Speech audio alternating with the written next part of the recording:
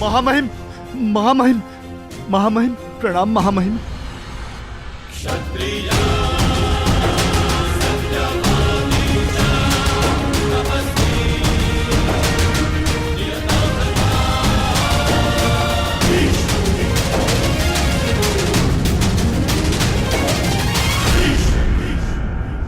मैंने तुम्हें सावधान किया था कर्ण कि एक राजा और योद्धा में अंतर होता है।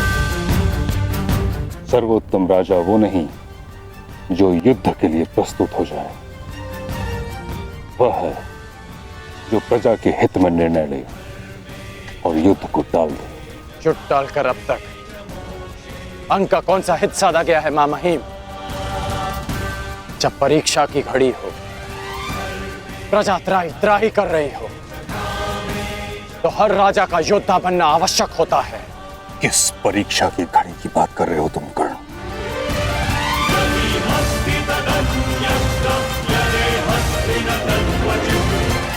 अंग की प्रजा को देखिए, अंग की प्रजा को देखिए महामहिम। एक राजा का कर्तव्य होता है कि उसकी प्रजा संपन्न हो, कि उसके राज्य में कोई भूखा ना सोए। और यहां भूख की अग्नि बुझा सके इतना अन्न मिलना तो दूर की बात है। इन्हें तो इतना जल तक नहीं मिलता कि ये अपनी प्यास की अग्नि बुझा सके।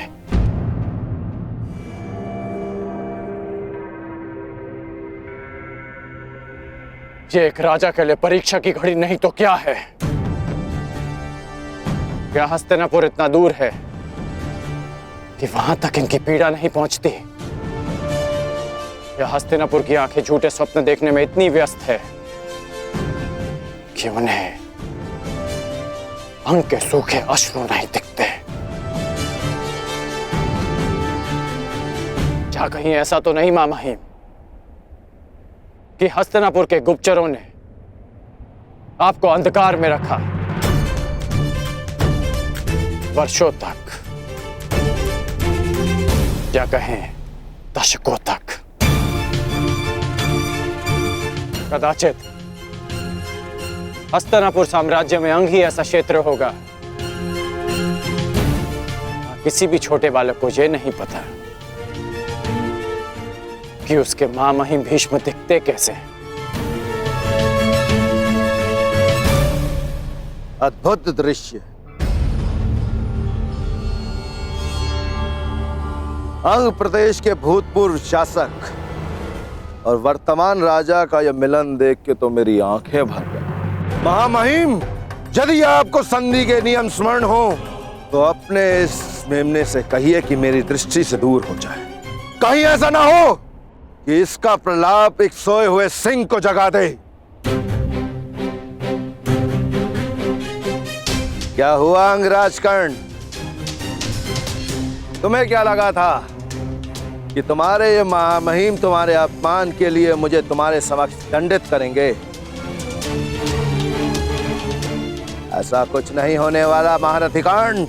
मैंने तुम्हें एक बार चिताया था, 2 बार तुम्हें मैंने सावधान किया था, अब मैं तुम्हें अंतिम बार चेतावनी दे रहा हूं कर्ण। इसी क्षण तुम अंग प्रदेश को छोड़कर वापस चले जाओ, अन्यथा तुम मृत्यु को प्राप्त हो गए। अंग प्रदेश में ना कभी कोई राजा था, ना ही अंग प्रदेश को किसी राजा की आवश्यकता है। मैं बचपन से ही तनिक हटी हूं दानव। महामहिम सैकड़ों बार मुझे समझा चुके हैं। जब उनकी बात नहीं समझ पाया तो तुम्हारी क्या समझूंगा? इसलिए मुझे तुम्हारी अंतिम चेतावनी भी अस्वीकार है। तू ऐसे नहीं मानेगा कर्ण।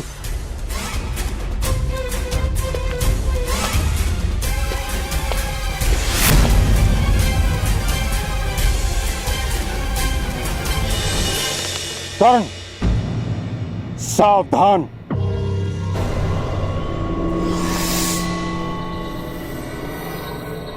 हट जाओ कन्या, मैं स्त्रियों पर अस्त्र नहीं उठाता।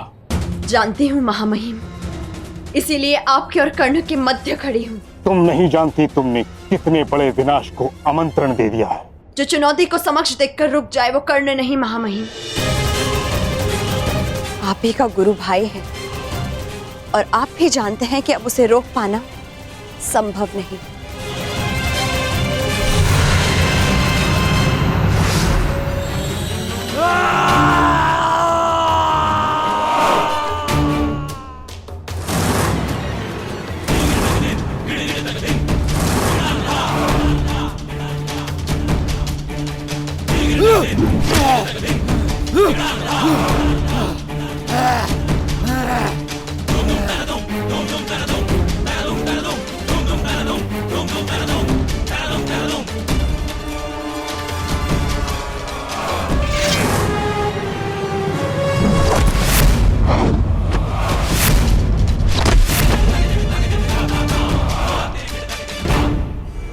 ये है अंग के राजा के अपमान के उत्तर में।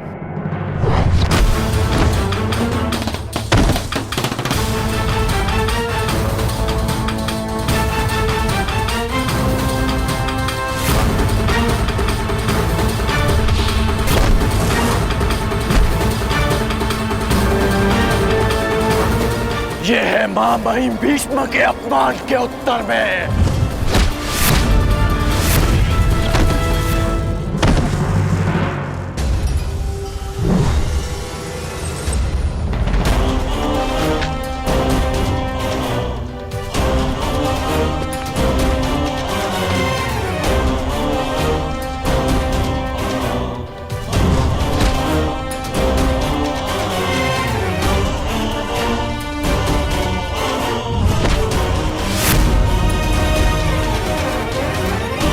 और ये अंग भूमि के अपमान के उत्तर में।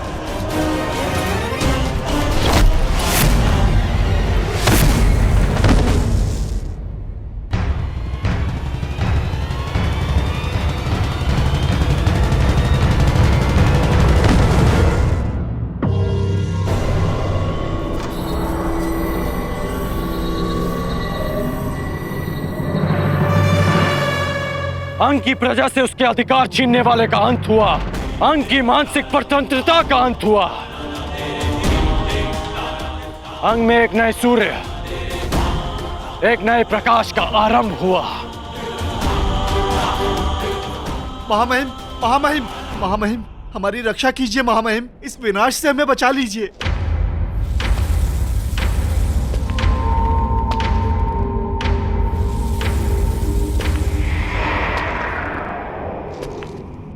देख रहे हो कर्ण, अपनी प्रजा की आंखों में भय देख रहे हो।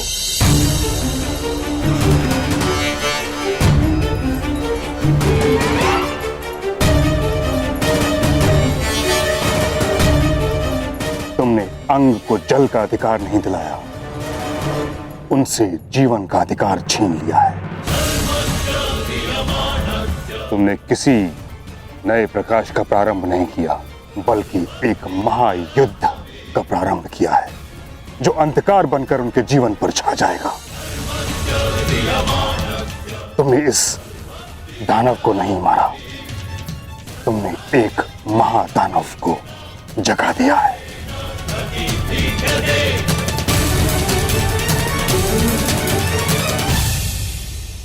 तुम्हें क्या लगा भीष्म आंखें बंद करके बैठा था? नहीं कर्ण, ये बांध अंग का जल रोकने के लिए नहीं था, उसका विनाश रोकने के लिए था। तुमने अंग की स्वतंत्रता को नहीं, बल्कि बृहद्रथ पुत्र महाबलशाली जरासंध के त्रास को ललकारा है कर्ण।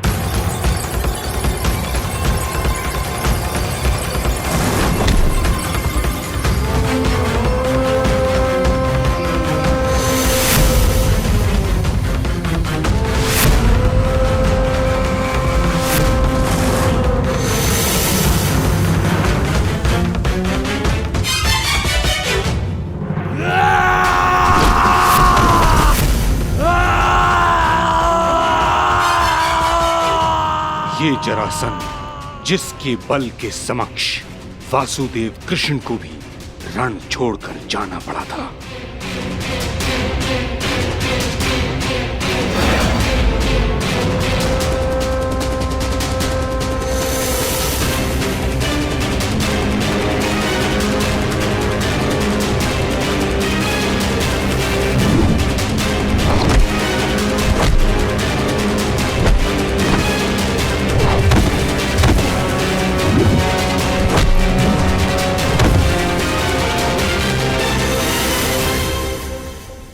महाराज,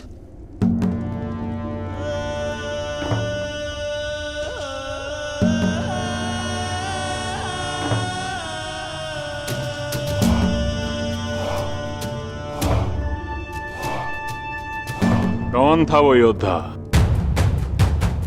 दिखने में कैसा है वो अंगराज? महाराज, उसकी भुजाओं में पर्वतों जैसा बल था। उसके मस्तक पर सैकड़ों सूर्यों का तेज था और उसकी गति तो ऐसे जैसे पवन की गति को भी पराजित कर दे। महाराज,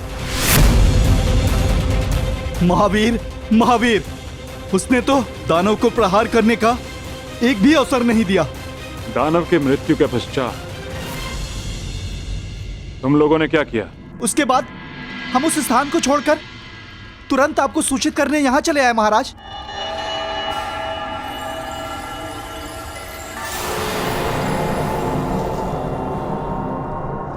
अद्भुत।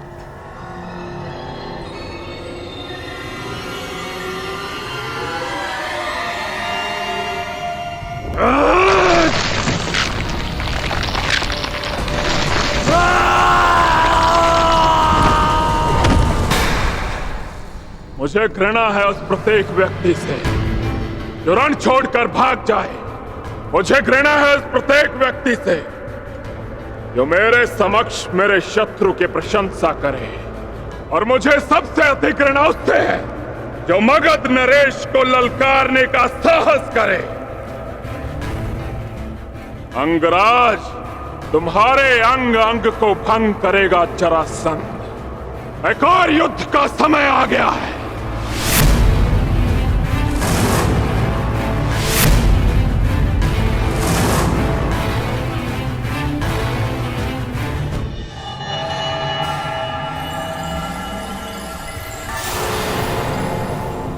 समय आ गया है शिष्यों। देखना यह है कि कौन होगा वो जो मेरी शिक्षा पर खरा उतरेगा।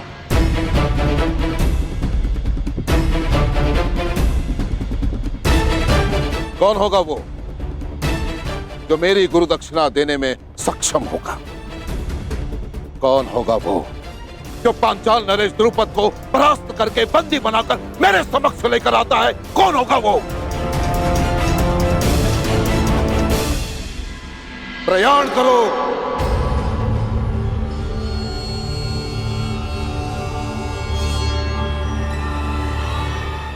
रुको।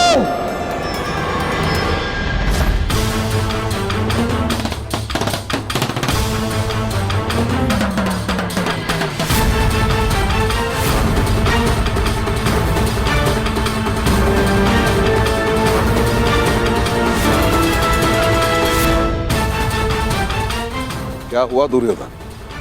गुरुदेव, यदि पांडव और कौरव दोनों साथ साथ गए तो इसका निर्णय कैसे होगा कि सर्वश्रेष्ठ कौन है? निर्णय कैसे होगा कि युवराज कौन बनेगा? इसीलिए ये मेरा निवेदन है कि पहले हम कौरवों को पांचाल नरेश पर आक्रमण का अवसर दिया जाए। पहला अवसर तुम्हें क्यों मिलेगा दुर्योधन? सबसे ज्येष्ठ भ्राता युधिष्ठिर है। शांत भीम, शांत। दुर्योधन भी मेरा ही अनुज है। यदि दुर्योधन पहले जाना चाहता है तो मुझे इसमें कोई आपत्ति नहीं। आज्ञा दीजिए गुरुदेव। तो ठीक है दुर्योधन, पहला अवसर तुम्हें और तुम्हारे भाइयों को मिलता है।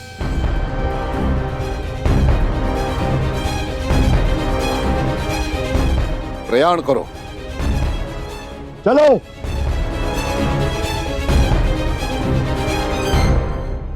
यदि अंग के स्वाभिमान और स्वतंत्रता के लिए ये युद्ध आवश्यक है तो ये युद्ध होगा। जब अंगवासी ही शेष नहीं बचेंगे तो उनकी स्वतंत्रता और स्वाभिमान का कोई मूल्य नहीं रह जाएगा कर्ण। तुम हस्तिनापुर का अंग हो। तुम्हारी मूर्खता हस्तिनापुर को एक अवंचित युद्ध की अग्नि में झुलस देगी।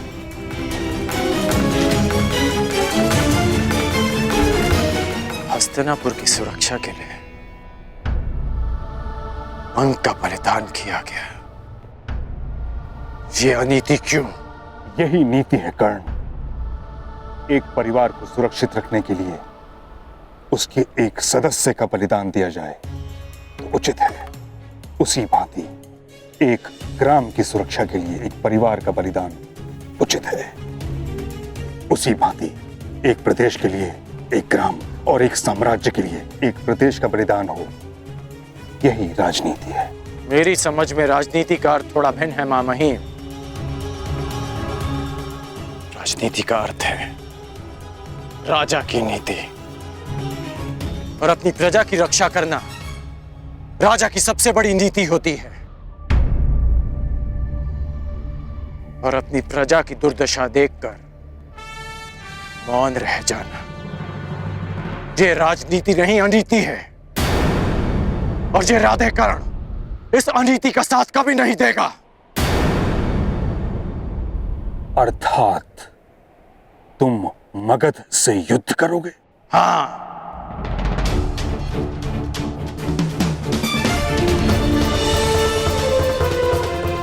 पराजित हो जाओगे कर्ण।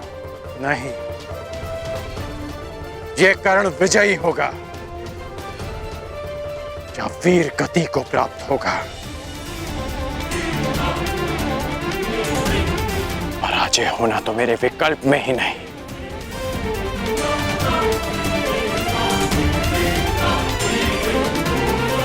अपनी प्रजा के लिए अपने प्राण दे देना ये मेरी दृष्टि में श्रेष्ठ नीति है।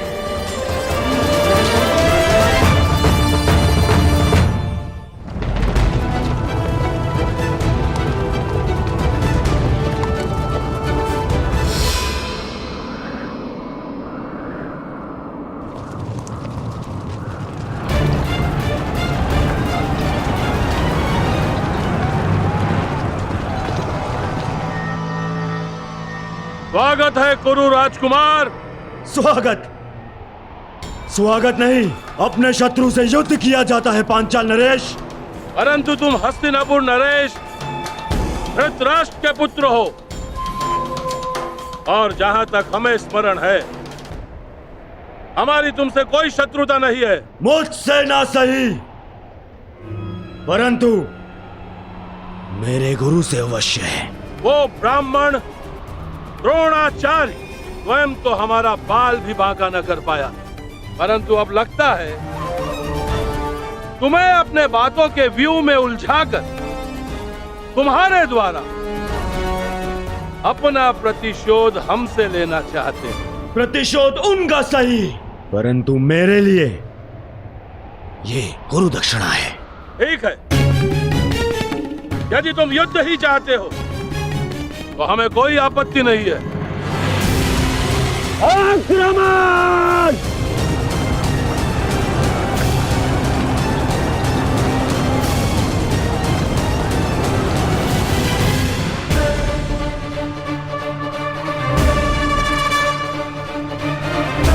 जरासंध ने आक्रमण कर दिया है। यदि युद्ध ही नियति है तो मैं मगध नरेश से युद्ध करूंगा। तुम मगध नरेश को अधिक समय तक रोक नहीं पाओगे कर्ण। अंग की रक्षा अब मैं करूंगा। नहीं,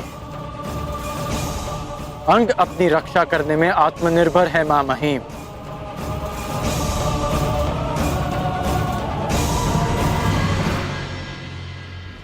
अंगवासी ये युद्ध स्वयं लड़ेंगे।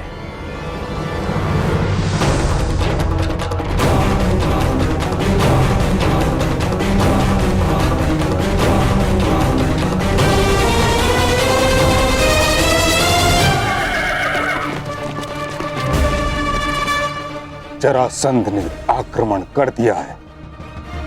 यदि युद्ध ही नियति है तो मैं मगध नरेश से युद्ध करूंगा। नहीं, अंग अपनी रक्षा करने में आत्मनिर्भर है मां महिम। अंगवासी ये युद्ध स्वयं लड़ेंगे।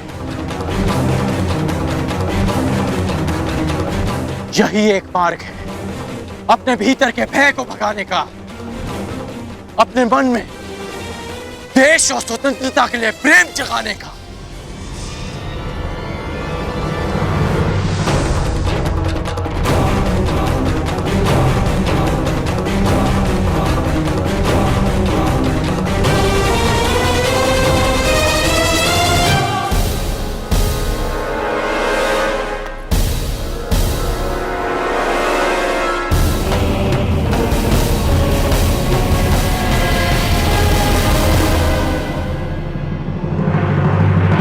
तो ये है वो बालक जिसने मगध नरेश को ललकारा है।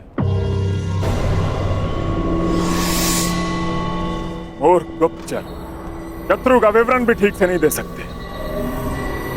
कहां है वो पर्वतों का बल? कहां है वो तेज?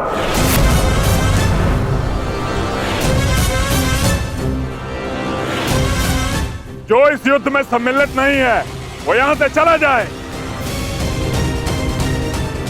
क्योंकि जो इस क्षेत्र में उपस्थित रहेगा उसका शव ही यहां से जाएगा।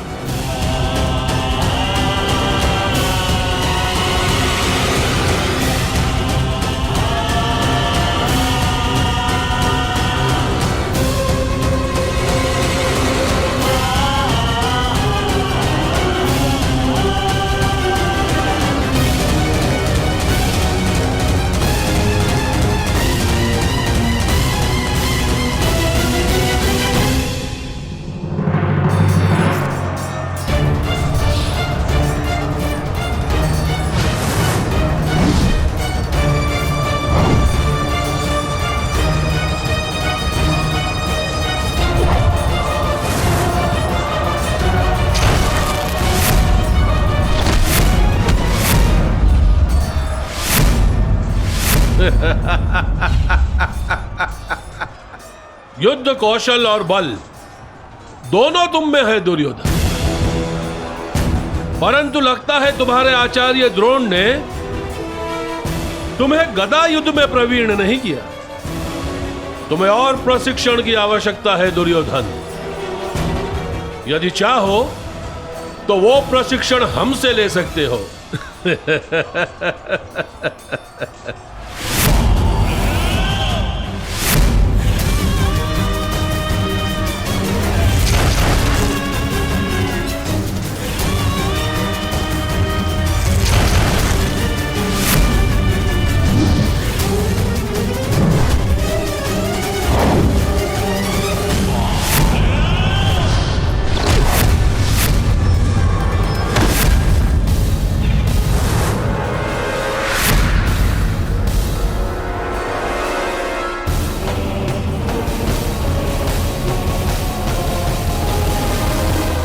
यदि तुम हस्तिनापुर के होने वाले सम्राट हो तो हमें हस्तिनापुर के भविष्य पर दया आती है।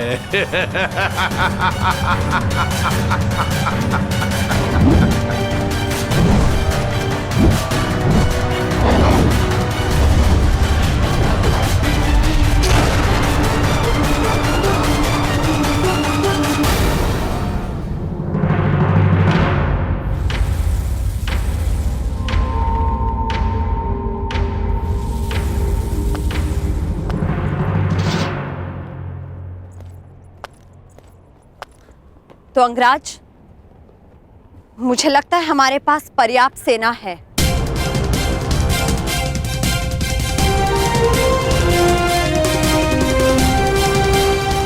ये मेरा युद्ध है रुषाल। यदि तुम्हें तनिक भी चोट पहुंची तो मैं स्वयं को क्षमा नहीं कर पाऊंगा। अंगराज, आप भूल रहे हैं कि मैं भी अंग की प्रजा हूं और हर परिस्थिति में अपने राजा के साथ हूं।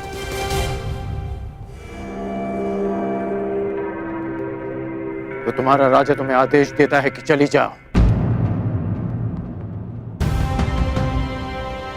जो रणभूमि में सिद्ध नहीं कर पाए उसे सिद्ध करने का अवसर आज मिला है। क्या अपने कर्ण से यह अवसर छीन लोगी रुशाली?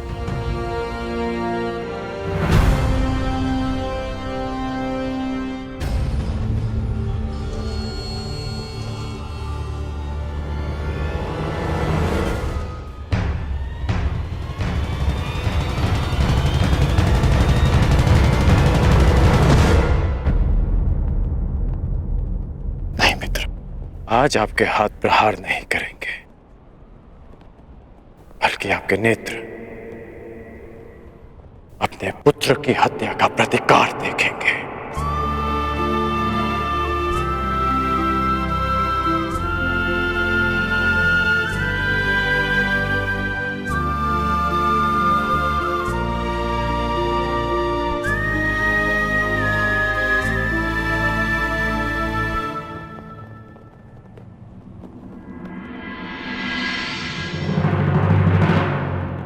क्या हुआ अंगराज, कहीं भयभीत तो नहीं हो गए?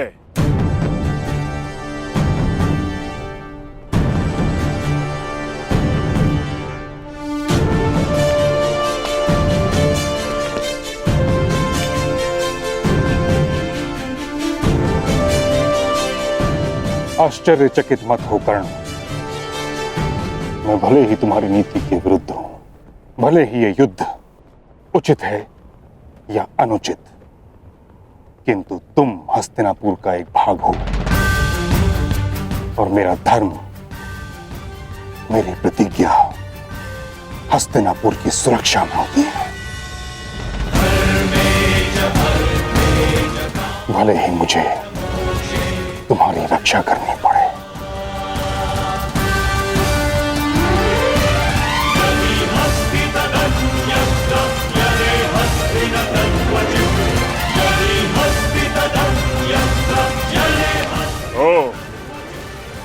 तो महाबली भीष्म भी प्रत्यंचा चढ़ा रहे हैं।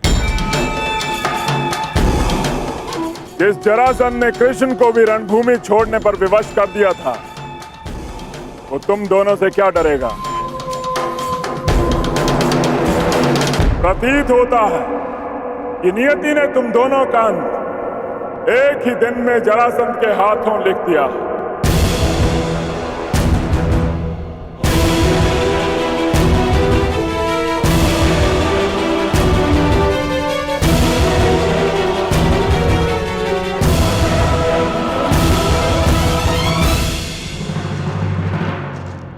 प्रणिपात, पांचाल नरेश द्रौपद ने संदेशा भिजवाया है।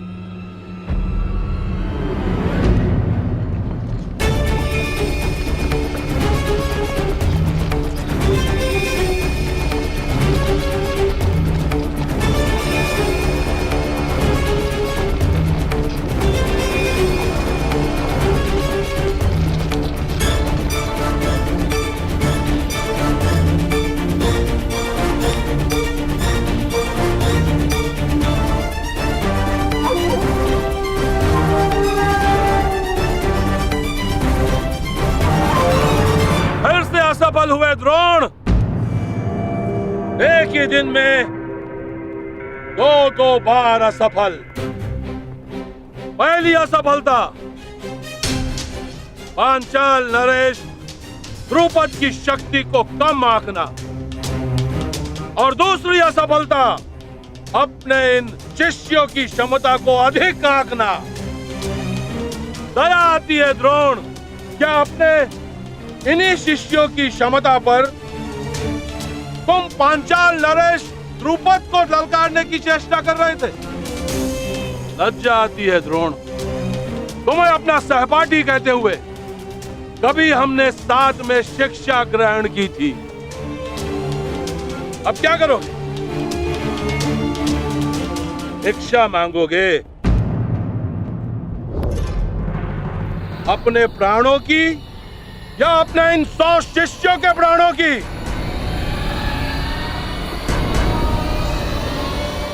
भिक्षा कैसे मांगते हैं ये तो स्मरण होगा ना। या इतने वर्ष राज आश्रम में रहने के पश्चात भिक्षा मांगने में भी असफल रहोगे आचार्य द्रोण?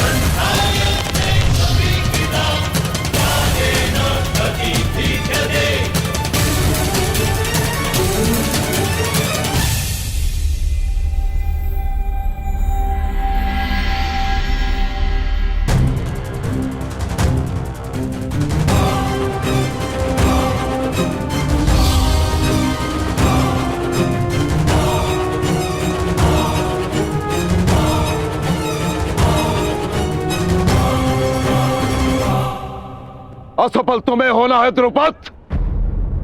मेरे शिष्यों की योग्यता को तुमने कम में आंका है। और रही बात भिक्षा की, तो समय बताएगा कि द्रोण पांचाल नरेश के समक्ष भिक्षा मांगता है या पांचाल नरेश हाथ जोड़कर द्रोण के शरण में आता है। तुमने गुरु का अपमान किया था और उसी अपमान का प्रतिशोध लेने आए हैं मेरे ये शिष्य।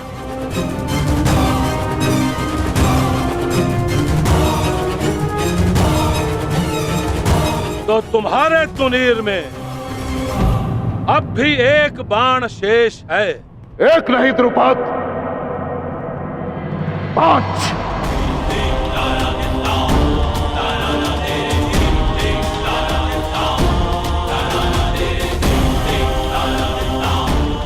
तो चुनौती प्रस्तुत करो।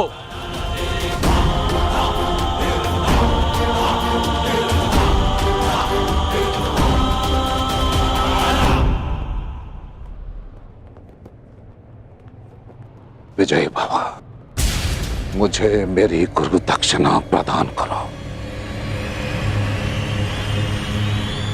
द्रुपद।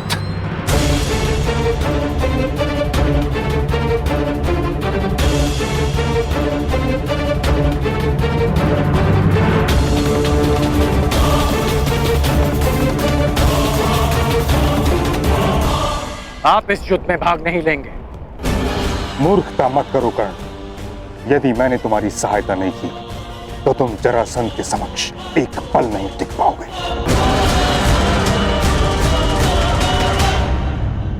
कदाचित महामहिम भूल रहे हैं कि उन्होंने क्या कहा था कि हस्तिनापुर की सुरक्षा उनका पहला उद्देश्य है। आपके धनुष से छूटा एक बाण हस्तिनापुर को महायुद्ध की अग्नि में झुलसा देगा। इसलिए आप इस युद्ध में सम्मिलित नहीं हो सकते।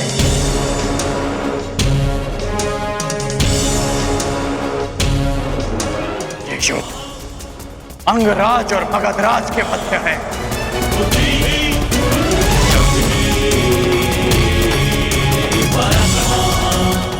अंगराज कर्ण युद्ध के लिए प्रस्तुत है मगधराज।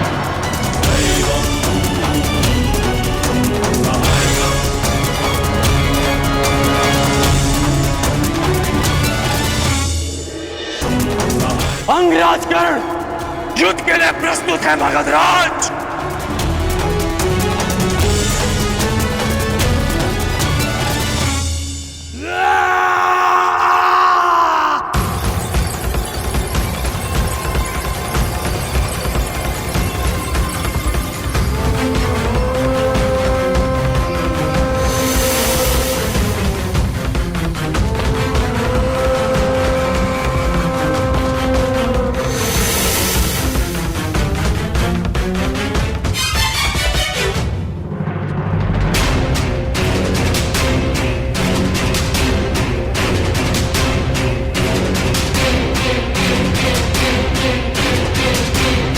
युद्ध के लिए अपना शस्त्र चुन लो अंगराज। मैं अंक का वासी हूं और आप मगध के। इस नाते आप हमारे अतिथि हुए, इसलिए मैं आपको अवसर देता कि जिस विद्या में आप निपुण हैं उसका प्रयोग आप कर सकते हैं। तुम्हारी दृष्टि में मैं अतिथि हूं, किंतु मेरी दृष्टि में तुम शत्रु होकर, और जरासंध अपने शत्रु के सबसे प्रबल पक्ष को ध्वंस करने में विश्वास रखता है। सुना है धनुर्धारी हो तुम, मैं धनुष से ही तुम्हें ललकारूंगा।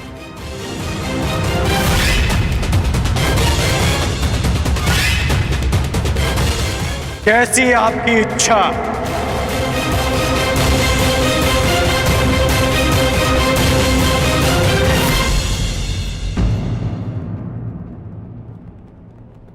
रथ प्रस्तुत है अंगराज।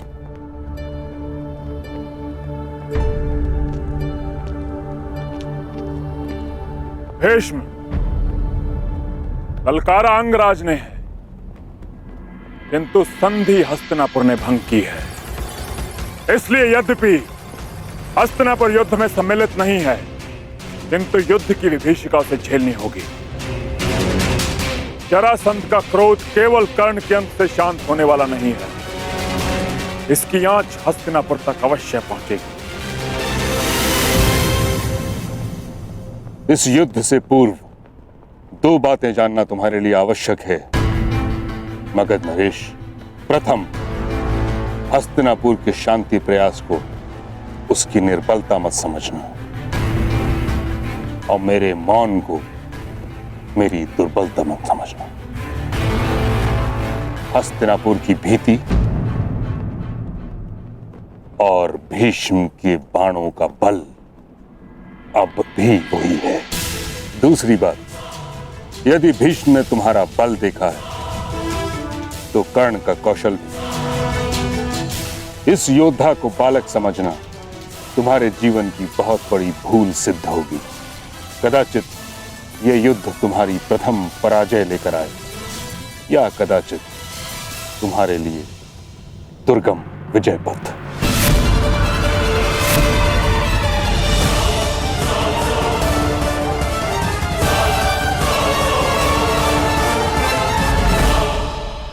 कर्ण, यह कहने की आवश्यकता नहीं कि तुमने संसार के सबसे भीषण प्रतिद्वंदी को ललकारा है। युद्ध क्षेत्र के पास अंग की प्रजा भी है। विध्वंसक अस्त्र का प्रयोग उनको संकट में डाल सकता है जिनके लिए तुम युद्ध करने जा रहे हो। जरासंध की शक्ति उसकी आक्रामकता में है। उसे अवसर मत देना कि वो तुम पर वार कर सके। प्रारंभ से ही मुझे मगध नरेश को पीछे हटाना है। पहले उनकी युद्ध नीति को समझना है और फिर उसे चूर चूर करना है।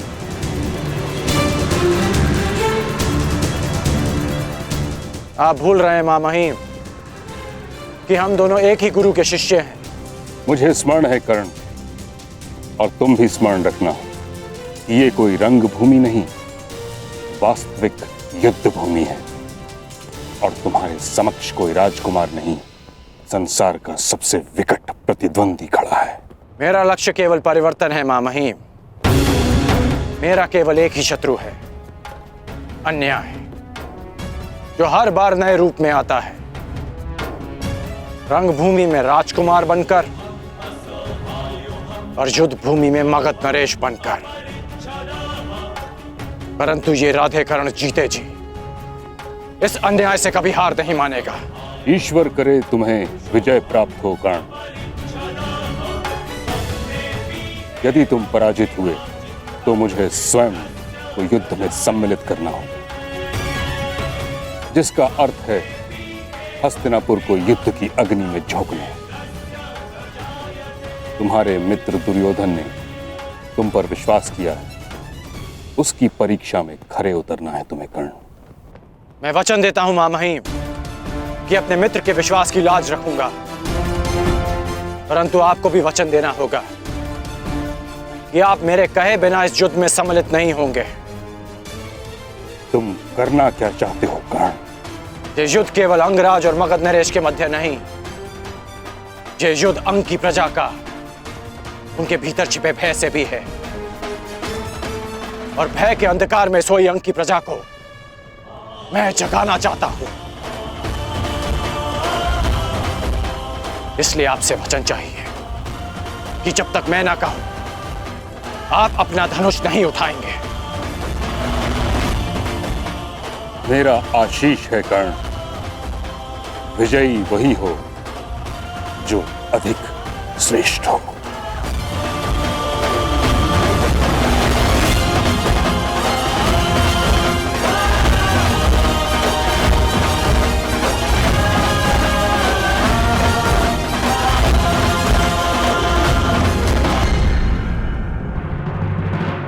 ये युद्ध केवल अंगराज और मगध नरेश के मध्य नहीं, ये युद्ध अंग की प्रजा का उनके भीतर छिपे भय से भी है।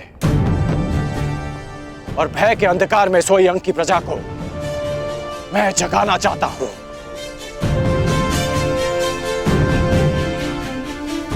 इसलिए आपसे वचन चाहिए कि जब तक मैं ना कहूं आप अपना धनुष नहीं उठाएंगे। मेरा आशीष है कर्ण, विजयी वही हो जो अधिक श्रेष्ठ हो।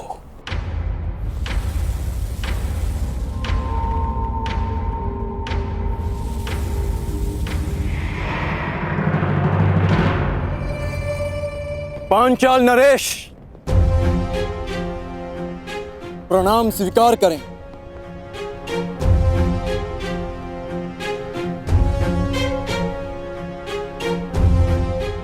आश्चर्यचकित मत होइए पांचाल नरेश, किसी समय आप मेरे गुरु के गुरु बंधु रहे हैं। किसी समय मेरे गुरु ने आपको मित्रता का पात्र समझा है, इसलिए आप मेरे सम्मान के पात्र सदैव रहेंगे। अब भी और पराजित होने के पश्चात भी। द्रोण के तुनीर में 5 बाण शेष थे, आया केवल एक। हाँ, क्योंकि हम 5 भिन्न नहीं, एक हैं, एक मुट्ठी जिसकी प्रत्येक उंगली में समान शक्ति है।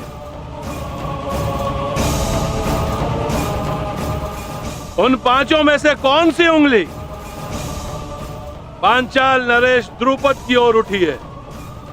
मध्यमा।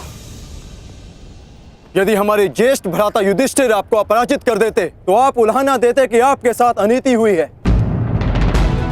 और यदि सबसे कनिष्ठ सहदेव आपको पराजित कर देता तो हमारे गुरु के गुरु बंधु का घोर अपमान हो जाता।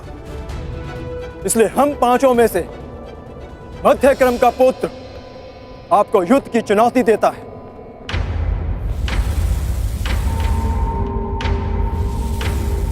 तर्क अद्भुत है बालक। नाम क्या है तुम्हारा? पांडुपुत्र द्रोण शिष्य अर्जुन। बहुत समय पश्चात ऐसा संस्कारी, सक्षम और विनम्र राजकुमार देखा है। मेरे संस्कारों का परिचय तो मेरे प्रणाम ने दे दिया, मेरे कौशल का परिचय मेरे बाण देंगे। युद्ध आरंभ करो अर्जुन।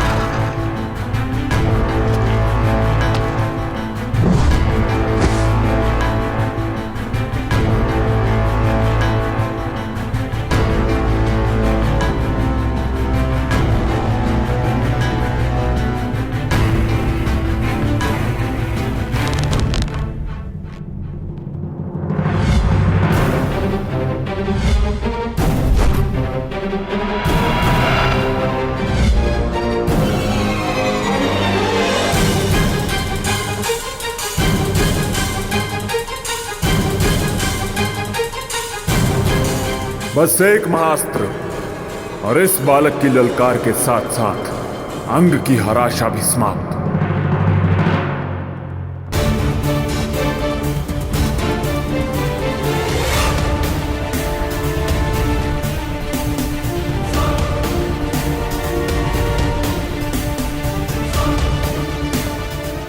मुझे भगत नरेश को दिव्यास्त्र संधान का अवसर नहीं देना है।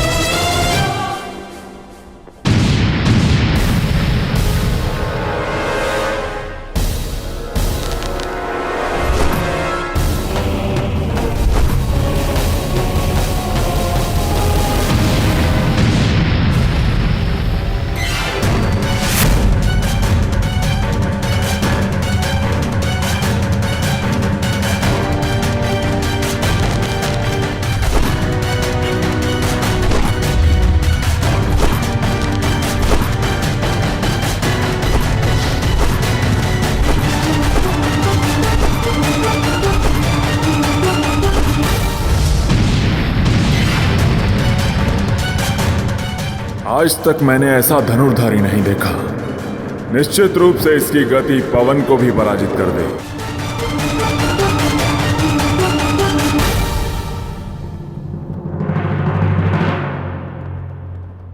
धन्यवाद महामहिम, आप कर्ण के साथ हैं। मैं केवल धर्म के साथ हूं। स्पष्ट रूप से कहूं तो हस्तिनापुर के साथ हूं। यही तो आश्चर्य है महामहिम, कि ये धर्म केवल हस्तिनापुर के विशाल महलों तक क्यों रहता है? ये धर्म कभी चलकर हम सूतों की कुटिया तक क्यों नहीं आता?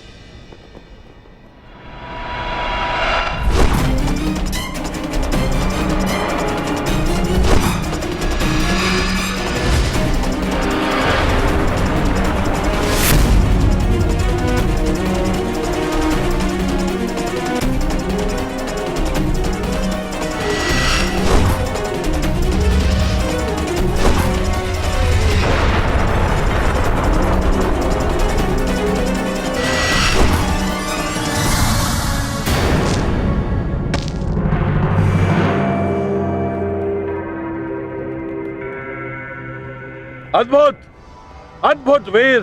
जीवन में प्रथम बार ऐसा हुआ है कि कोई धनुर्धर पांचाल नरेश द्रुपद के हाथों से उसका धनुष गिरा सका। अब बार बार इस अनुभव के लिए तैयार रहें पांचाल नरेश।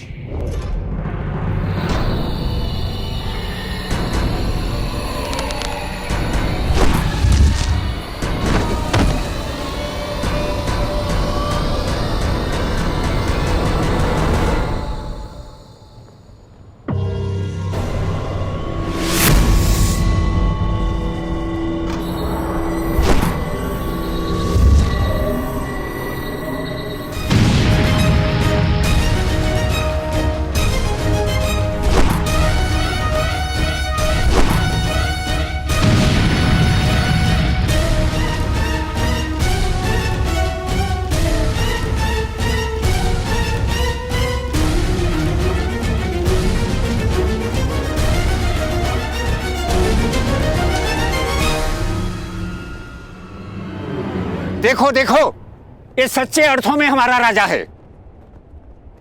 हमारे लिए, प्रजा के लिए, अंग देश के लिए जरासंध से युद्ध कर रहा है। देखो, इन्हें इस प्रकार बाहर नहीं आना चाहिए। जरासंध इनका प्रयोग करेगा। अब अवसर आ गया है कर्ण, जिनके लिए तुम मुझे पराजित करना चाहते हो। अब यही लोग तुम्हारी पराजय का कारण बनेंगे।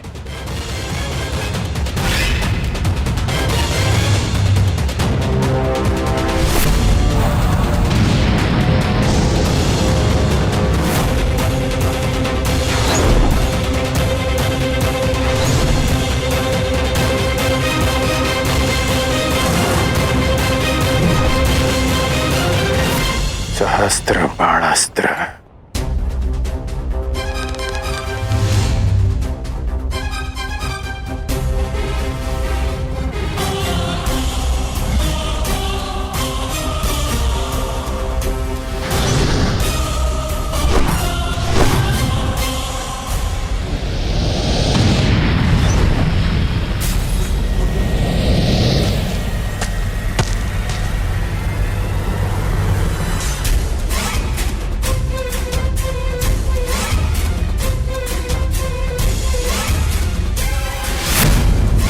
अंगराज कर्ण की, अंगराज कर्ण की, अंगराज कर्ण की।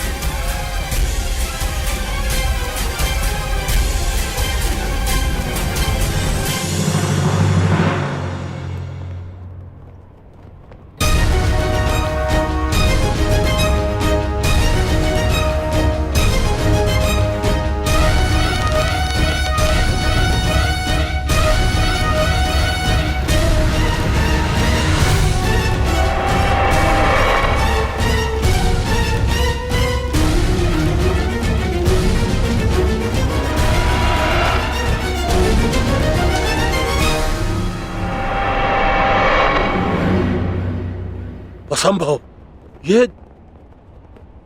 ये तो नागपाश, नागपाश है ये द्रुपद।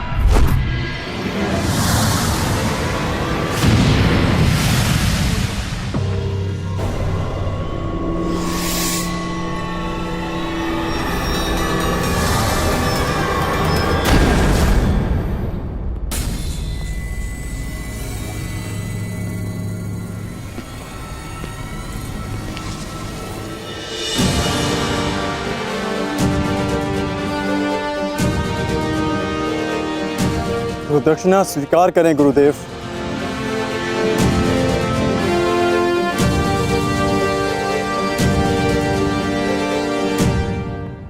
अश्वत्थामा को संदेश भिजवाया जाए। शीघ्र अतिशीघ्र उसका राज अभिषेक होगा, वो भी इस स्थान पर।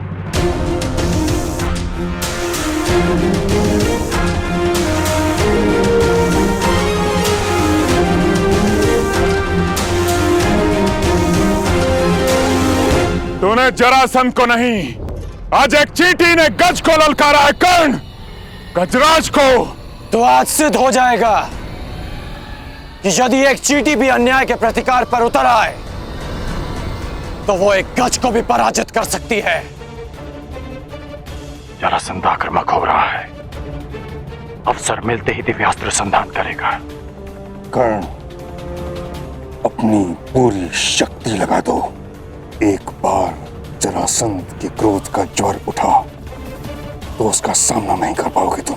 बहुत हुआ अंगराज, बहुत देख लिया बच्चे का खेल।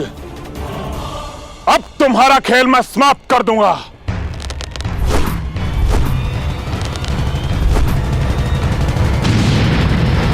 अपनी प्रजा की रक्षा करने आए हो।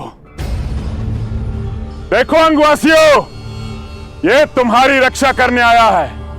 अरे जो अपने अनुज की रक्षा ना कर सका, वो तुम सहस्त्रांगवासियों की रक्षा क्या करेगा? नहीं कर्ण, क्रोधित मत हो। क्रोध में आओगे तो एकाग्रता खो दोगे। क्रोध करने की भूल मत करना। नहीं महामहिम, कर्ण को उकसाने की भूल तो मगध नरेश कर रहे हैं।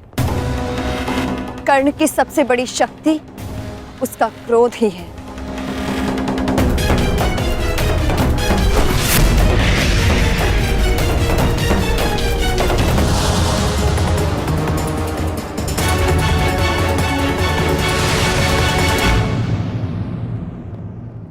क्रोध, अशांति, पीड़ा ध्यान केंद्र में सबसे बड़ी बाधा है।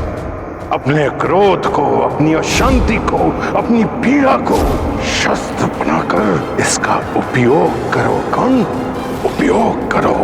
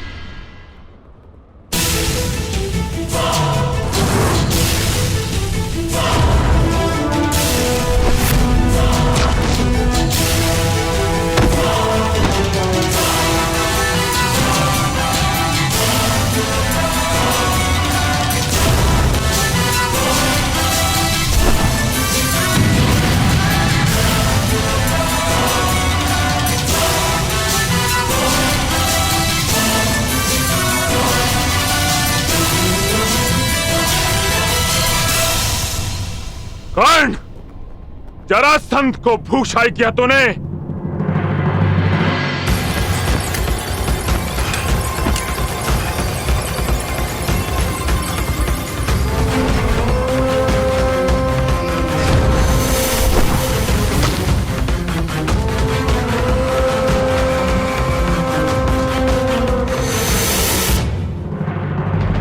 बस इतना ही बल है तुम्हारे बाणों में कर्ण। क्या तुम्हारे पास कोई ऐसा बाण नहीं है जो जरासंध का वक्ष भेद सके?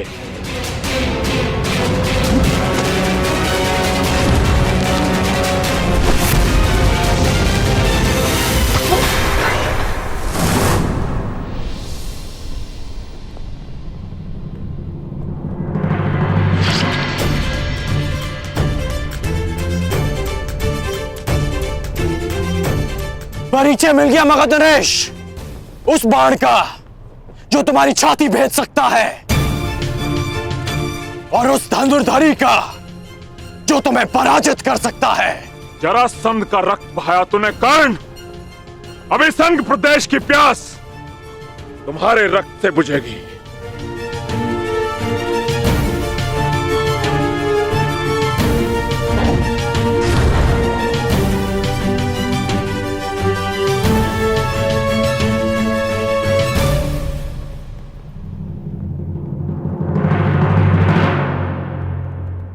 आपकी इच्छा आज अधूरी रह जाएगी मगध नरेश। सूर्यास्त हुआ, इसलिए नियम अनुसार आज का युद्ध यहीं संपन्न होता है। घायल सिंह किसी नियम को नहीं मानता कर्ण।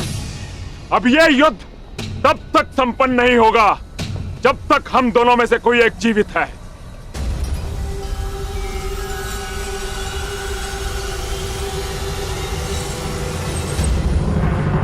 अब बाहुबल का परिचय दो कर्ण। इस युद्ध में विजय का अर्थ जीवन होगा और पराजय का अर्थ मृत्यु।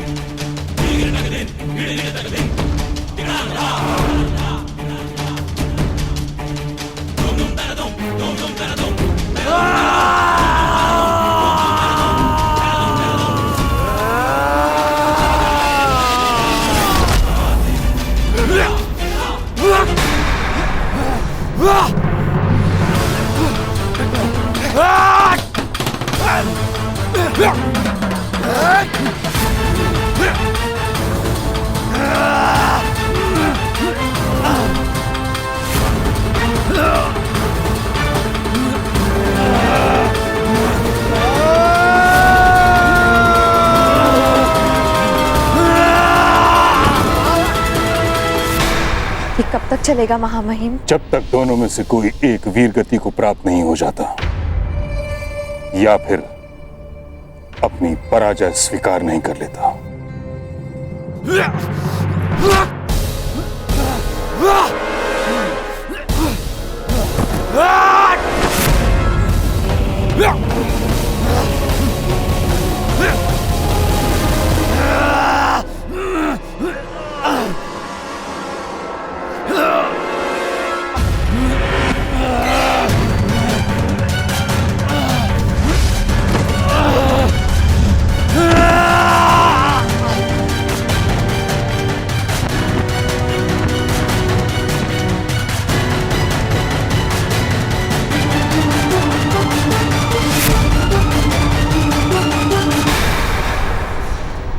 क्या हुआ अंगराज?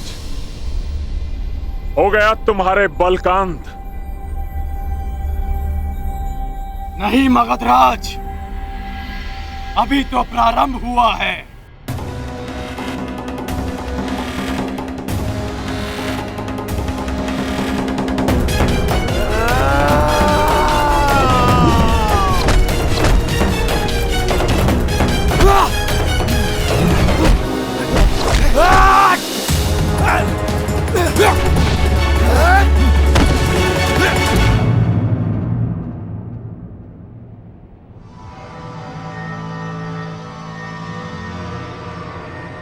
बस हो गई समाप्त तुम्हारी चुनौती।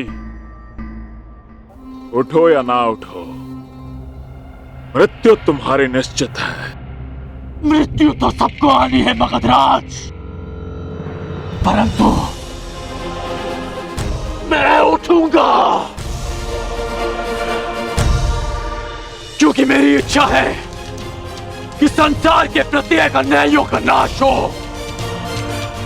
जरासंध देखना कि दलितों के उठने का युग आ गया है और उनके जागने का समय आ गया है।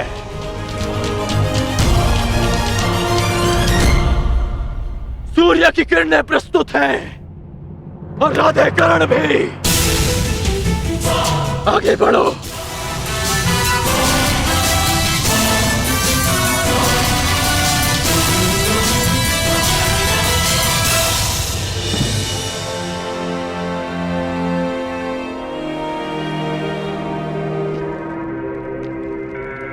रुक जाओ द्रुपद।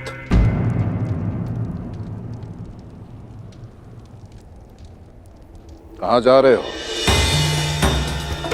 अभी भी हमारे बीच बहुत कुछ शेष है।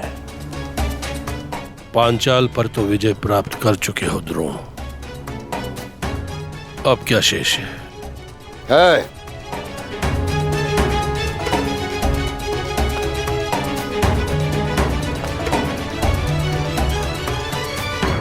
तुम्हारा अहंकार, उस पर विजय पाना शेष है, जिसे मैं पाकर रहूंगा। यदि तुम्हारे शब्दों में कहूं तो मित्रता बराबर वालों से की जाती है, बराबर वालों से। यही कहा था ना तुमने उस रात सभा में जब मैं तुमसे सहायता मांगने आया था, और तुम्हारे यही शब्द वर्षों से मेरे कानों में तीर की भांति चुभ रहे हैं, बराबर वालों से।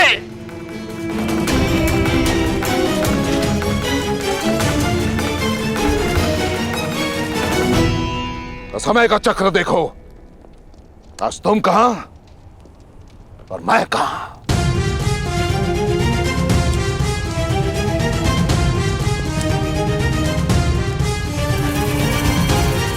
आज मैं एक राजा का पिता हूं, राजा का। और तुम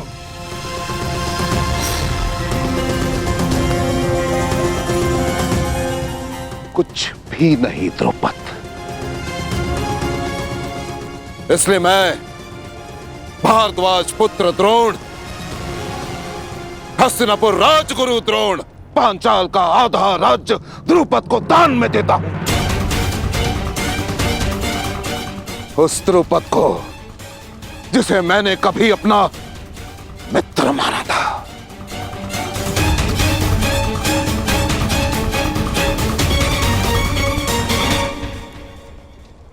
तुम राजा बनकर सब कुछ भूल गए द्रुपद, हमारी मित्रता, हमारे वचन। परंतु इस द्रोण को वो सारे वचन स्मरण है। प्रत्येक वस्तु आधी आधी बांटेंगे। ये दान पाकर प्रसन्न तो होना द्रुपद। मैंने अपना जीता हुआ आधा राज्य तुमसे बांटा द्रुपद। अब तुम उस अपमान के दंश को भी भोगोगे जिसका आधा मैं कई वर्षों से भोगता आया हूं। अपने इस आधे पांचाल का आनंद उठाओ पांचाल नरेश।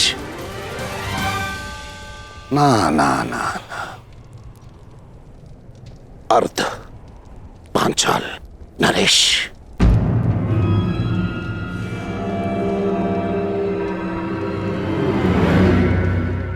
बोलो हस्तिनापुर की, हस्तिनापुर की, हस्तिनापुर की, हस्तिनापुर की, हस्तिनापुर की। तुम्हारे मुख से ध्वनि क्यों नहीं निकल रही अर्ध पांचाल नरेश? याद है ना तुम्हें, जिससे दान प्राप्त होता है उसकी जय की जाती है। याद है ना?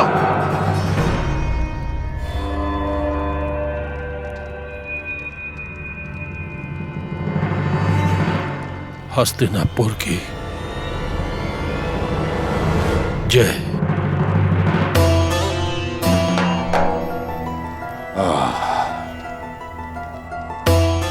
उत्तम, अति उत्तम।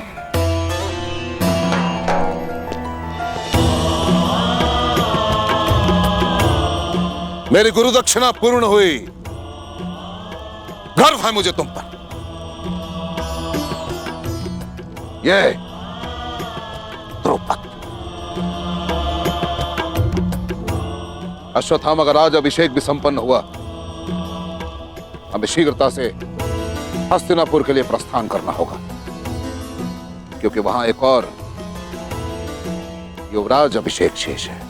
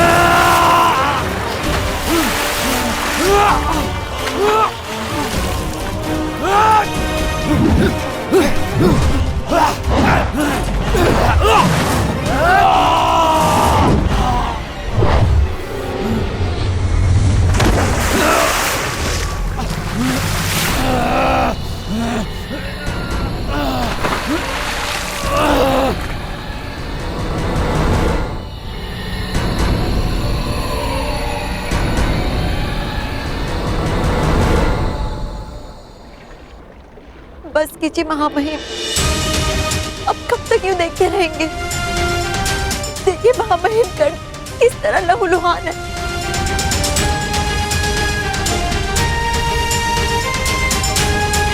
महामहिम, आपको हस्तक्षेप करना होगा, आपको ये युद्ध रोकना होगा। महामहिम, रक्षा कीजिए कर्ण की।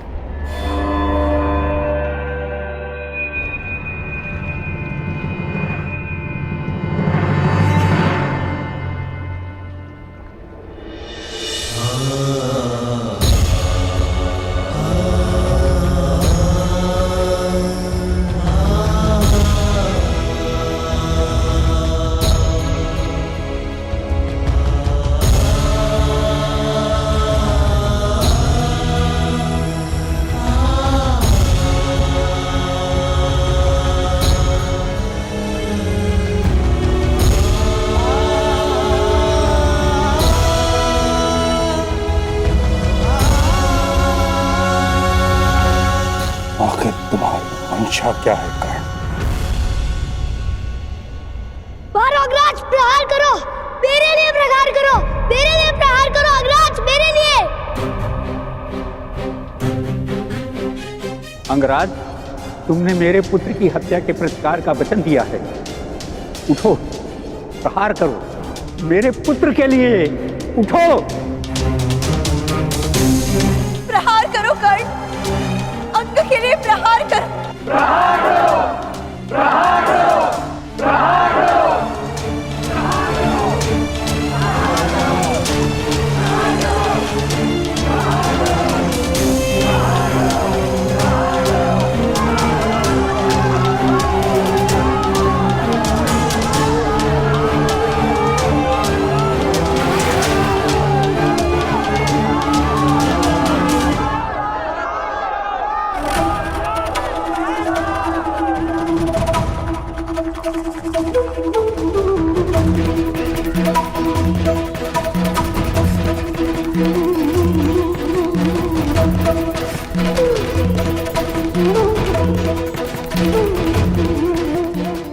अपना पहला युद्ध जीत गया मगधनरेश।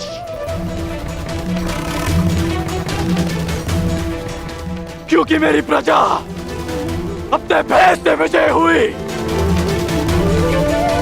अब तुम्हारी बारी है। जब कभी भी पराजय सामने खड़ी हो तो स्मरण रखना कि तुम्हें स्वयं के लिए नहीं, अपनी माता के लिए विजय करनी है। अपने कुल के उत्थान के लिए जीतना है, समाज के परिवर्तन के लिए जीतना है।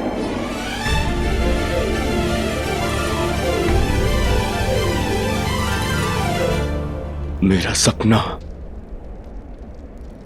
मुझसे छीन लिया गया। अब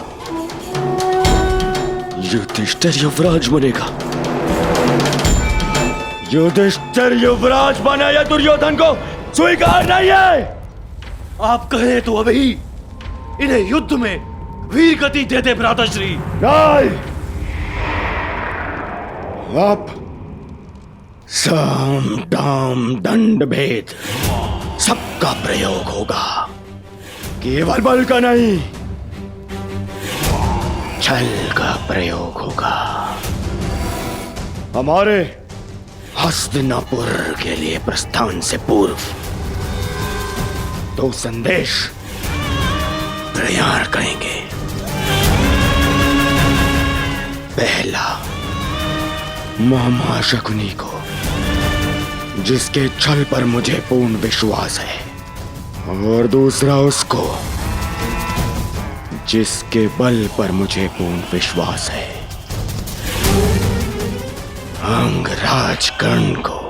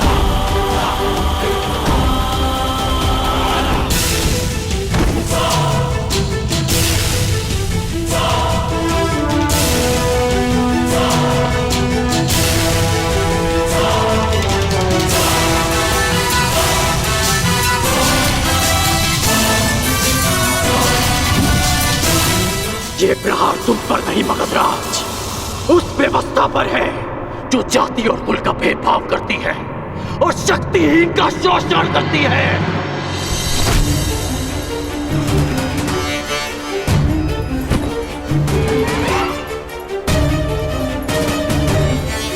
ये प्रहार उस अन्याय पर है जो एक वीर को धनुष उठाने की अनुमति नहीं देती, क्योंकि वो एक सूत पुत्र है।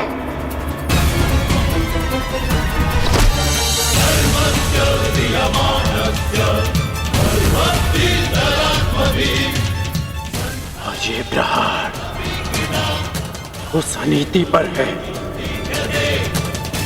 जो एक सूत बालक के कंठ में पिघला हुआ स्वर्ण भर देती है, क्योंकि उसने वेद पाठ करने का साहस किया।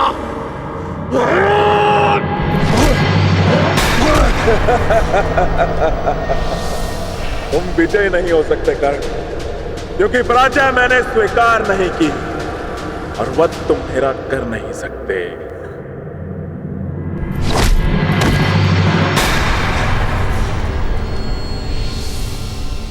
महाबलियों का सबसे बड़ा दुर्भाग्य होता है कि उनकी दुर्बलता सबको ज्ञात होती है। मैं जानता हूं आप जरासंध हैं। जरा ने आपके शरीर की संधि की है, इसलिए आपको मारा नहीं जा सकता, बस चीरा जा सकता है।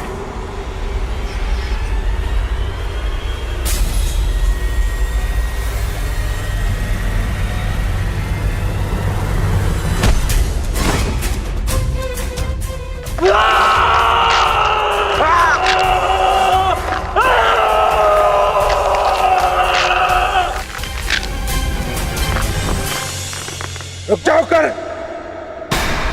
रुक जाओ। मैं पराजय स्वीकार करता हूं।